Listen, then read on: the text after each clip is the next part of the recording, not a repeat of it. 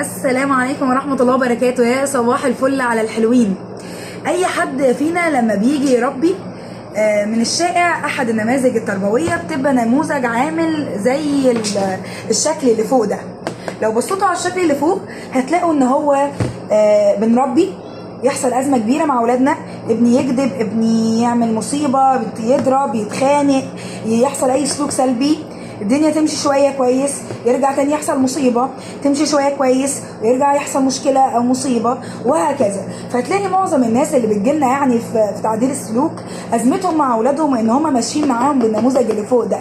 دايما في قلق، دايما في مشاكل سلوكيه، دايما الاولاد بيعملوا حاجات اشقيه جدا، بيعملوا مصايب، حركاتهم كتير، مشاكلهم كتير، وهكذا.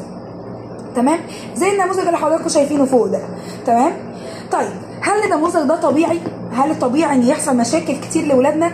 هو الطبيعي ان اولادنا يحصل لهم مشاكل سلوكيه، لكن بالشكل ده هو ده اللي مش طبيعي.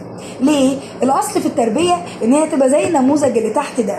انا بربي ابني، يحصل مصيبه او مشكله كبيره انا اعرفها او اخد بالي منها، فينتج عنها ان انا ادرب ابني على مهارات، احلل المشكله دي المهاره. زي مثلا ابني ضرب اصحابه في المدرسه، القضيه مش في الاستدعاء، ولا ان انا رحت المدرسه، ولا رحت اتخانقت معاهم، ولا رحت عملت مشكله، مش ده الموضوع. الموضوع ان انا اعلم ابني مهارات بعد ما حللت المشكله اللي حصلت دي. قد يكون المشكله انه ما بيعرفش ياخد حقه، قد يكون المشكله انه ما بيعرفش يتواصل مع الاخرين، قد يكون المشكله انه غشيم، بياخد حقه بغشم، فبيأذي او بيأفور في رد فعله، او رد فعله غير مناسب للموقف.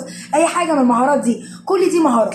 فانا بحلل المشكله بمهارات وبشتغل عليها في التربيه، فينتج عنه ان الدنيا تمشي هاديه نوعا ما من غير مصايب فتره، لغايه ما يحصل مشكله تانية كبيره، ابني ده يمد ايده على حاجه مش بتاعته، يا نهار ابيض ابني بيسرق بعد العمر ده كله، فالاقي مشكله كبيره مثلا. طبعا فانا اخد المشكله دي واحللها المهارات، وابدا بقى اعلم ابني مهارات زي الخطه الماليه، زي الوازع الديني، زي السيطره الذاتيه، زي اي بعد بقى بناء على المشكله الكبيره اللي شفتها او ملاحظاتي على اولادي في البيت، وابدا اعلمه مهارات.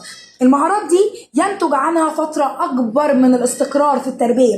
يحصل مشاكل بس حاجات خفيفة بقى، عيال بتغلس على بعضها في البيت، مش عارف، مش راضي ياكل، بياكل أكل كتير، بياخد شوكولاتة أخوه، يعني حاجات هبلة يعني.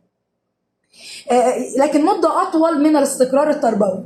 تمام؟ يحصل مصيبة أو أزمة كبيرة، تلاحظوا إن الوقت ده ابني بيكبر، تمام، عمرا ومهاريا، مهاراته بتتحسن وعمره بيزيد. يحصل مشكله نحللها المهارات، حده المشكله لو خدتوا بالكم الحده بتاعت المشاكل بتقل، والوقت ما بين المشاكل لكل مصيبه والتانيه بيحصل له ايه؟ بيزيد. ليه؟ ناتج عن وجود مهارات، ابني اتعلم حاجه، ضفنا حاجه لشخصيته، بقى افضل في مهارات معينه. فخط التربيه الايجابي او التربيه الايجابيه قايمه على النموذج ده. نموذج مشاكل تتحلل مهارات، مهارات تتوجه لسلوكيات، مهارات تخلي فيه استقرار تربوي عام في يوم ابني. حده المشكله بتقل كل ما زاد عمره، وكمان الوقت ما بين كل مصيبه والتانيه ايه؟ بيزيد. ده النموذج التربوي السليم. امال اللي بيحصل فوق ده ايه؟ احنا ما بنعلمش، احنا بنتعامل مع المصايب فقط. خد حاجه من المدرسه، رحت صلحت الديسك اللي هو كسره. سرق حاجه من خالته، رحت رضيت خالته واديت لها، جبت لها حاجه حلوه واعتذرت لها. مش عارفه ضرب اخوه، رحت عملت له ايه؟ مصايب عماله اتعامل معاها لكن ما بحللهاش.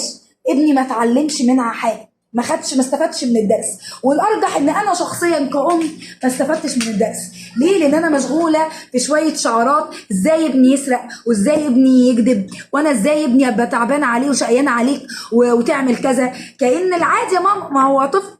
كل اطفال الكون بتغلط، كل اطفال الكون بتعمل مشاكل، كل اطفال الدنيا عندها مشاكل سلوكيه. جو بقى لا انا عايزاه كده محترم وابن ناس ومش عارف ايه، ده انا ما شفتوش ومش موجود في الدنيا، لا في مصر ولا بره مصر ولا في اي حته. تقبلوا مشاكل الاطفال، تقبلوا ان الاطفال بشر تغلط، وتقبلوا في انفسنا ان احنا كمان بشر بنغلط. انا بغلط كأم وانت بتغلط كطفل، وان احنا بنتعامل مع اخطائنا بالشكل اللي انا اربي فيه ابني واحلل فيها اخطائه لمهارات. شكرا ليكم، ما تنسوش تقولوا لنا لايك رايكم في الفيديو، تعملوا لنا لايك للفيديو، لايك للفيسبوك بيج بتاعتنا، وسبسكرايب لقناه اليوتيوب. ماجدة عمار، احنا بتوع تربيه.